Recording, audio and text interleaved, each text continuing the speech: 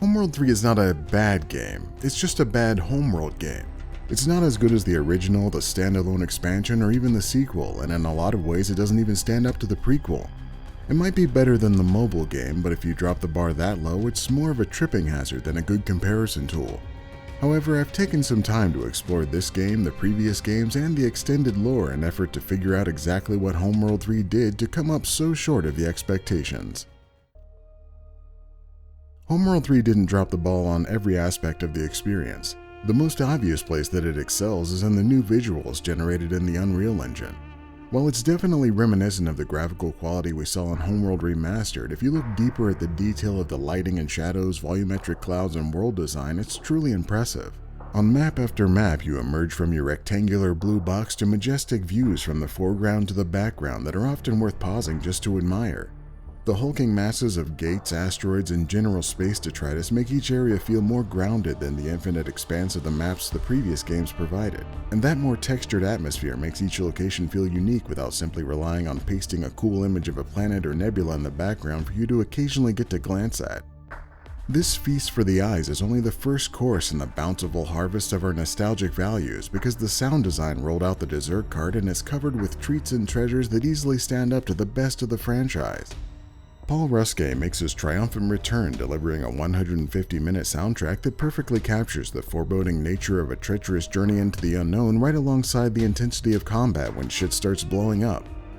The ship sounds and unit voices once again add depth to the encounters, providing both an immersive experience as well as hints as to how the fights are faring, with ship pilots giving feedback over comms chatter. They even brought in Ike Amadi to voice the Fleet Intelligence Officer, a voice you might know from dozens of noteworthy roles, but the one I instantly recognized is the Democracy Officer from Helldivers 2. Yet much like Helldivers 2, Homeworld 3 has managed to settle for some subpar concessions to get it across the finish line. The foundation of nearly every real-time strategy game, past and present, is how the tactical and strategic combat systems function and how enjoyable they are to interact with. No matter how great a game looks or sounds, if you aren't having fun blowing shit up, there's not much keeping you playing. Any new game in the series, especially after such a long hiatus, is almost required to shake things up to appeal to a new audience, while also keeping it familiar enough to the previous iterations for the old fans not to feel abandoned. Homeworld 3 seems to toe that line carefully, but not quite enough to appease both sides. Unlike some others, I didn't have much of an issue with the camera system once I got used to it. In fact, I got so accustomed to swooping around the map like a drone that I all but abandoned the sensor mode that made up much of the interaction in the previous games. When you're able to zoom out at any time and guide units around these much denser maps directly, there's not a lot of incentive to do it with this classic blur of blue blobs. Yet with the convenience of unit control comes the discovery that these units are actually dumb as hell. Some of these issues were present and subsequently resolved in the War Games demo, such as ships without turrets not being able to attack move properly, but whether it's a bug or poor design, it's still very difficult to keep units on task. Units that are grouped will split off into smaller formations within that group, and there will be moments where they just seemingly wander off into the middle of nowhere like a toddler that saw a colorful bird and wanted to see what it was doing. They also have this strange issue where they just won't attack when they're within the range they could attack and will instead move to maximum range before even trying. Even more frustrating is that after you have some units use their abilities, they stop attacking and just aimlessly drift their gaze into the heavens while their buddies get shredded to pieces. Homeworld games have always had some unit abilities to trigger, such as cloaking or transforming ships in some way. However, practically all of Homeworld 3's units have some kind of activated ability. When they're working properly, this adds a fun interactive layer to the experience that makes it more tactical than Homeworld 1, but not quite as tactical as Homeworld 2's ship module targeting, though these abilities are much more commonly used. Yet one of the most touted features for this recent release isn't used much at all: the terrain system. Terrain may exist throughout the campaign, and particularly early on, it's designated within objectives that you have to use it, but it's not long before it becomes just part of the background. The unique free-floating camera system was introduced in part to make this strategy more exploitable, but in practice I felt like the terrain got more of my units killed than it saved because these highly trained pilots can't figure out how to fly around a wall. As good as these maps look and how interesting the potential interaction with the terrain could be, it often feels like the environment was designed before the gameplay and the AI programmers just had to figure out how to make it work at the last minute. The part of Homeworld 3 that feels most like it was the victim of dramatic last-minute cuts is the part that was most appealing to me in every previous iteration: the story. From the very beginning, you'll notice the unique and surprisingly effective storytelling tool that this series has relied on from its outset. These simple animatics has been replaced by fully 3D cinematic cutscenes. In many cases, that would be seen as an upgrade, even though years of development have refined that original format into an iconic narrative design. However, many of these new cutscene animations look extremely rough, especially when people are speaking or doing any kind of facial expressions.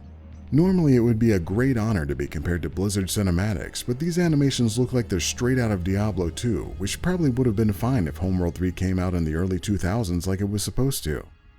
If the cutscenes were the only problem, I could overlook it, but it's the content of these cutscenes that makes it worse.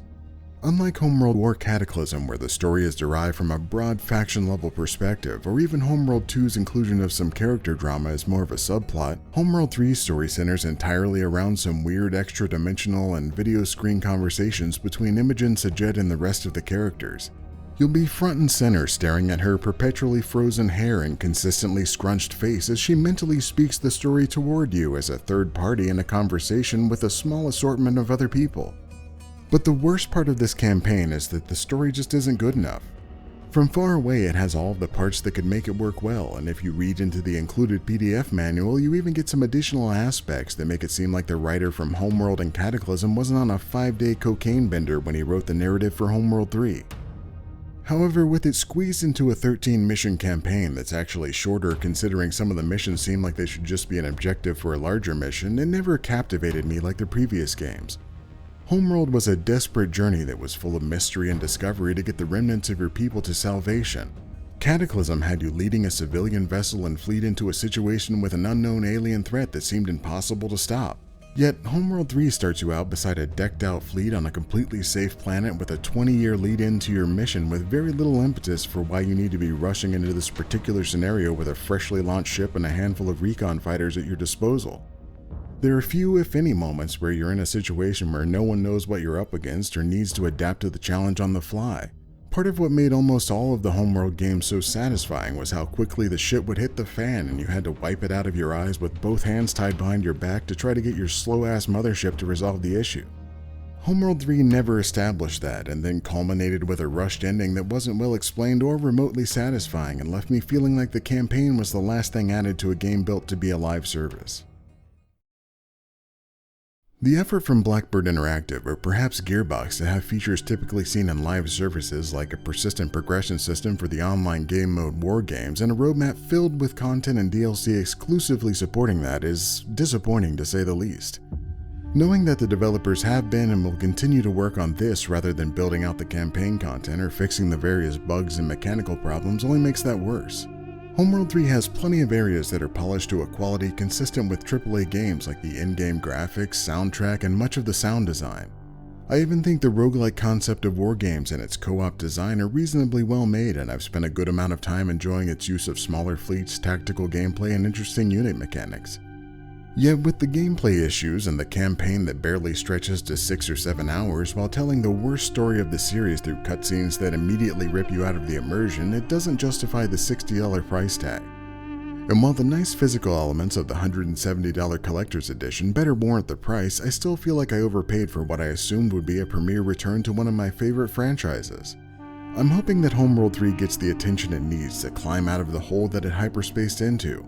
They may not be able to rewrite the story or even expand upon the campaign in any meaningful way, but they can address the bugs, add worthwhile content, and maybe convince some disappointed fans to return to a more fulfilling war games or skirmish challenge before the game hemorrhages the entire player base.